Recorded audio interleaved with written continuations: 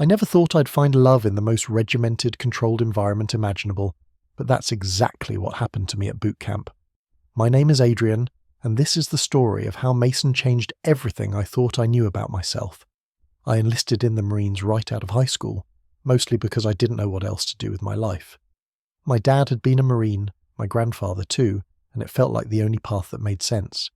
I was 18, scared out of my mind, and completely unprepared for what was about to happen.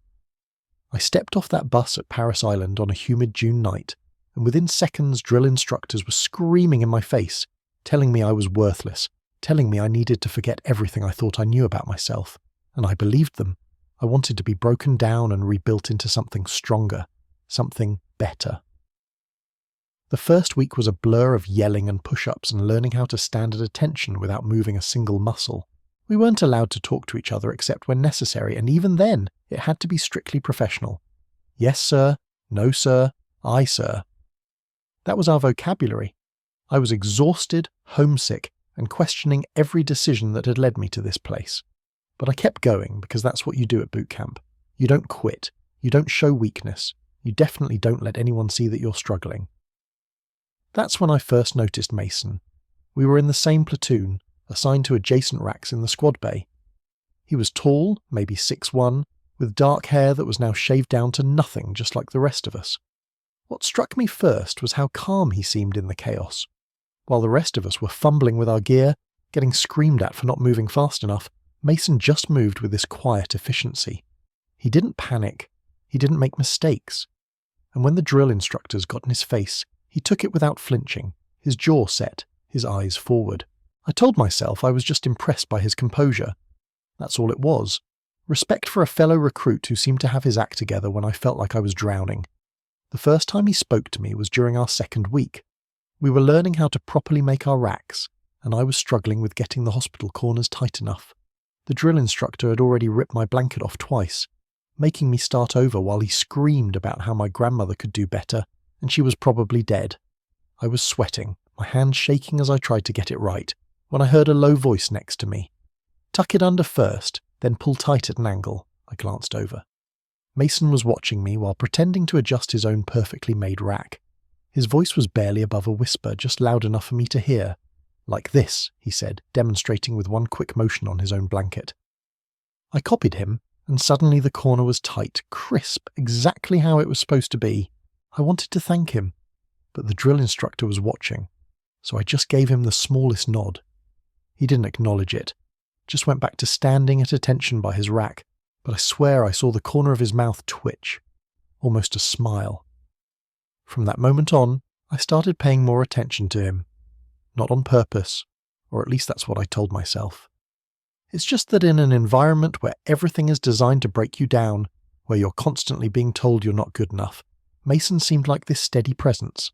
He helped other recruits too, always quietly, always when the drill instructors weren't looking.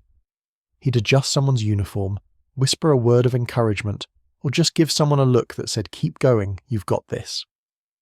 The first time he asked to be my partner was during combatives training.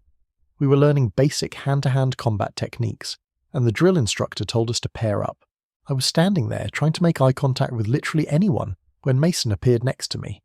"Partners?" he said. It wasn't really a question. He'd already decided. "Yeah, sure," I said, trying to sound casual, like my heart wasn't suddenly beating faster.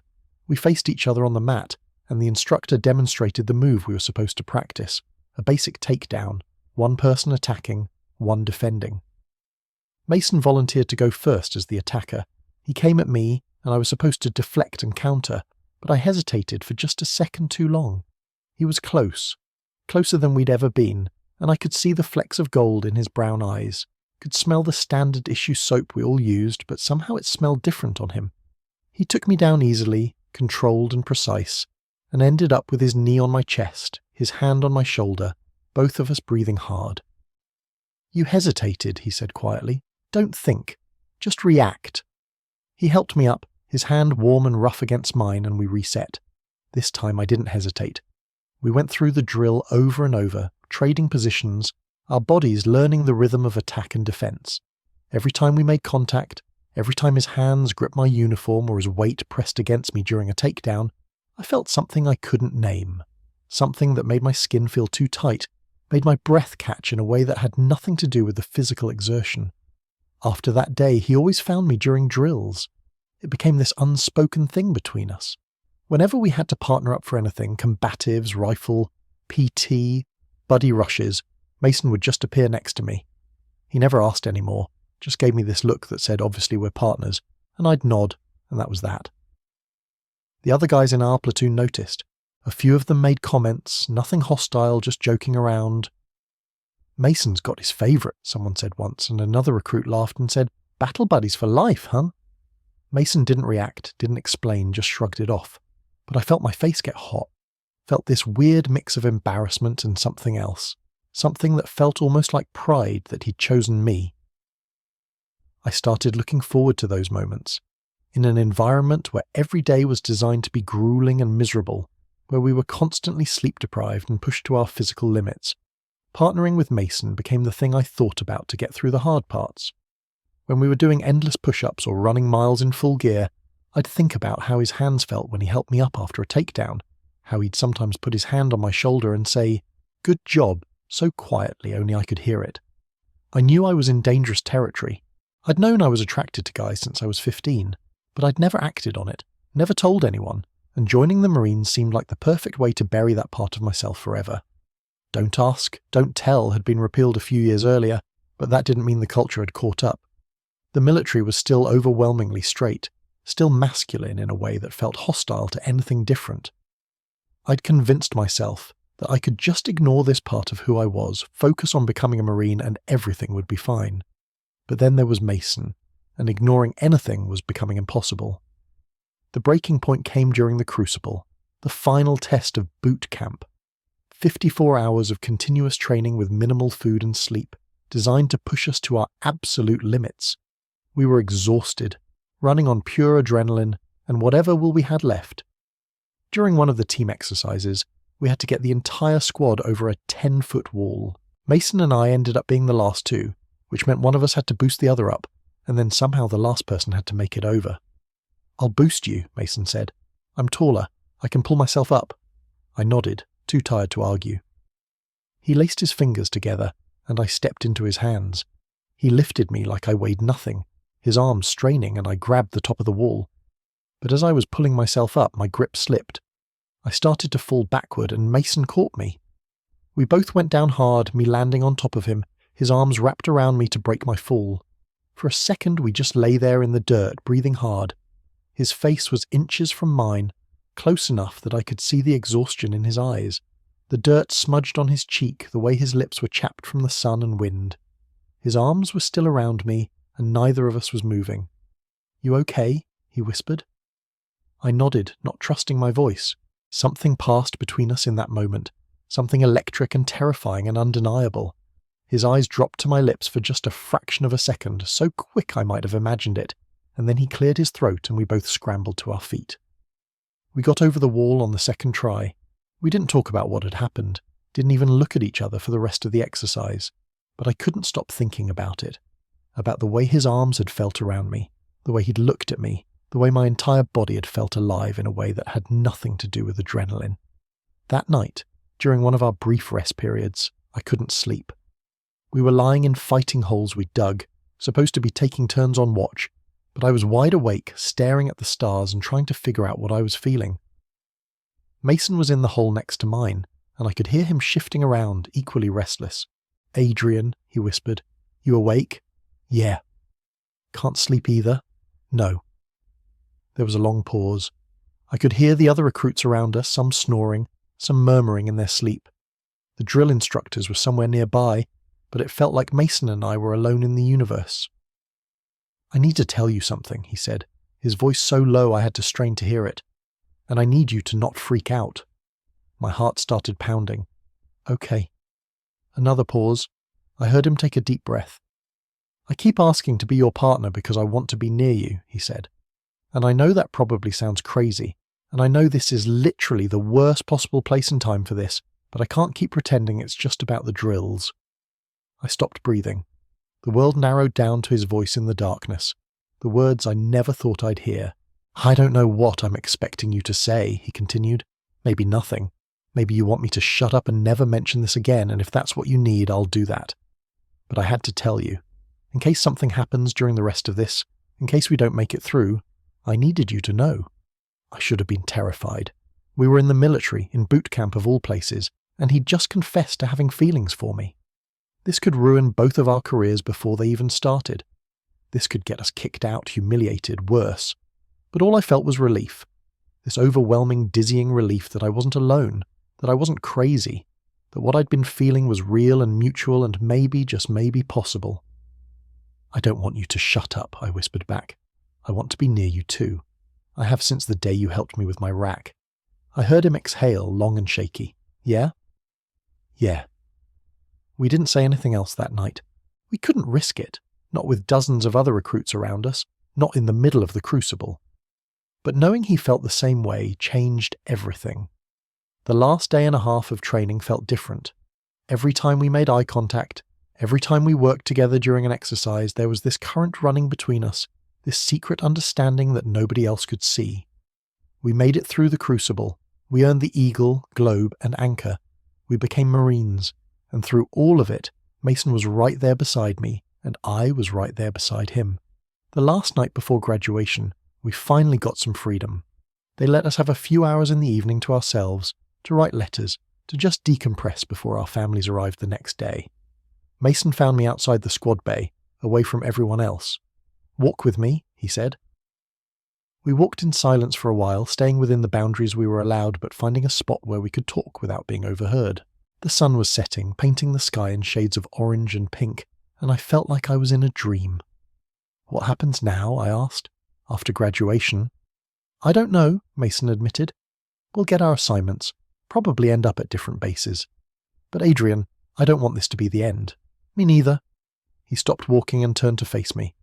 We were standing close, closer than we'd allow ourselves to be if anyone was watching, and I could see everything I was feeling reflected in his eyes. "I've never done this before," he said. "Any of this. I've never told anyone how I feel. I've definitely never felt like this about someone." "Same," I said. "I'm terrified." "Me too."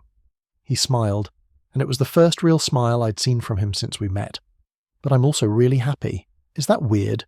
We're about to get sent to opposite ends of the country probably, and I'm happy." "Not weird," I said. "I'm happy too." He reached out and his fingers brushed against mine, just for a second. Just enough to send electricity shooting up my arm. It was the most contact we'd allowed ourselves, the most we could risk, but it was enough. "We'll figure it out," he said. "Whatever happens, wherever they send us, we'll figure it out." Graduation day was surreal. My parents were there, proud and emotional, and I went through all the motions of celebrating with them, of accepting their congratulations, of pretending this was the most important thing that had happened to me in the last 3 months.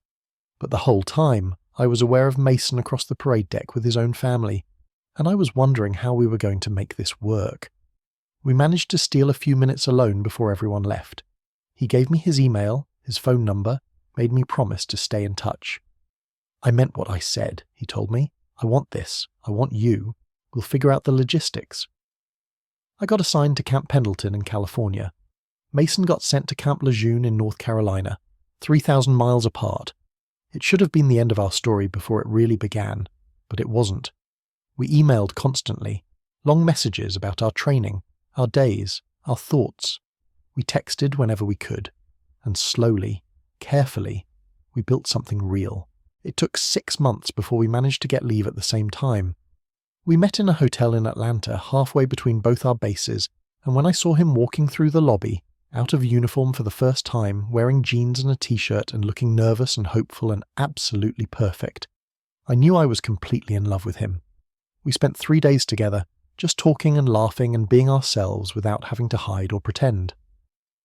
On the last night, lying in bed with his arm around me, his fingers tracing patterns on my shoulder, he said, "I'm going to put in for a transfer. I don't care if it takes a year or 2. I'm going to get stationed near you." "You'd do that?" "Adrian, I'd do anything." He kissed the top of my head. "You're it for me. You know that, right?" I did know. I felt the same way. It took 18 months, a lot of paperwork and some creative maneuvering, but Mason eventually got transferred to Pendleton. We got an apartment together off base, told people we were roommates, and built a life. It wasn't always easy. The military still wasn't the most welcoming place for guys like us, and we had to be careful, had to maintain boundaries in public that sometimes felt suffocating. But we had each other, and that made everything worth it. 5 years after we met, after we'd both completed our service and transitioned to civilian life, Mason took me back to Parris Island. We walked around the base as visitors, tourists almost, looking at the places where we'd trained, where we'd suffered, where we'd first found each other. "This is where you helped me with my rack," I said, standing in front of a squad bay that looked identical to the one we'd lived in. "This is where I knew I was in trouble," he said. "I saw you struggling and I just wanted to help you, wanted to make things easier for you, and I realized I was completely screwed because that's not how you're supposed to feel about your battle buddy." I laughed. "When did you know for sure?" "That first time we partnered up for combatives," he said without hesitation. "You looked at me and something just clicked. I knew I was going to spend the rest of my life trying to be close to you." We walked down to the obstacle course, now empty and quiet. Mason pulled a small box out of his pocket and my heart stopped. "I know we can't make it legal yet," he said, and his voice was shaking. "And I know we've already basically been married for years, but I wanted to ask you properly. Adrian, will you marry me?" I couldn't speak. I just nodded, tears streaming down my face, and he slipped a simple silver band onto my finger. I kissed him right there, in the middle of the place where we'd met, where we'd been told to forget who we were and become something new, and in a way, we had. We'd become ourselves, together. That was 3 years ago. We got legally married as soon as we could, surrounded by friends who'd become family, and we're building the life we always wanted. Mason's a physical therapist now, working with veterans, and I'm finishing my degree in education. We have a small house with a dog named Gunner, and plans for the future that feel solid and real. Sometimes people ask us how we met, and we tell them the truth. We met at boot camp. He asked to be my partner for every drill, and I said yes every single time. It's a simple story, really, but it's ours and it changed everything. I never expected to find love in the Marines.